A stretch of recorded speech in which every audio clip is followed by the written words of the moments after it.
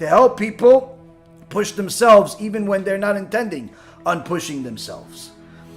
But Rabbi Yitzchak Blazer says that when a person is learning Mussar, in the same fashion as they learn Gemara or they learn Poskim, or in the same fashion as they learn other books, they do it quietly or they just do it in a certain tone that's calm, it's not going to affect them. He says, our master Rabbi Yisrael of Salant taught us a deeper methodology of learning Mussar, where there are two aspects of benefiting from studying from Mussar. The first one we already discussed, where a person has to come into it with a learning Mussar with enthused fervor.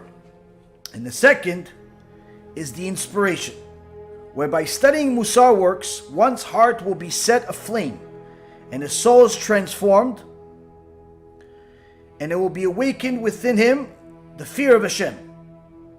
That's the goal of learning, is to awaken the fear of HaShem that's supposed to be there.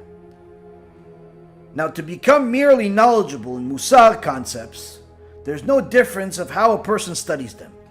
Even its basic comprehension is adequate. Meaning, if you just want to learn the basics of what's good and bad, you can do it in any way. But to actually apply it to your life cannot be done in any way. It has to be done in a specific way. For the purpose of acquiring a true sense of awe, to awaken one's essential fear of Hashem, simple comprehension will not suffice to make an impression there. For man is not moved by knowledge alone. We see this from the fact that man has long feared Hashem and his punishment on an intellectual level, and yet he is far from having acquired genuine fear of heaven. And so, for the purpose of acquiring true awe of the Almighty, it's necessary that there be a method of studying Mussar with an enthused fervor of the soul, with a focused heart, a heart-rending voice, lips aflame. All of these help internalize the Mussar concepts with the various senses, and this is very helpful to Mussar study, affecting the soul greatly with an emotion it generates. This is similar to the power of music and song, that have transformative powers and can inspire for joy and for sadness. And so when one reads the words of the sages and Mussar works in a melancholy voice, or in order to move his soul, the heart will be warmed, his soul will be roiled, all of his senses will be impressed, until the fear of Hashem becomes rooted in the nether reaches of his heart.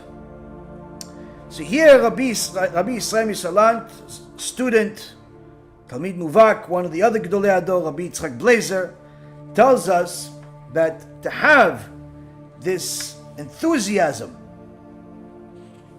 is not a recommendation, but a requirement.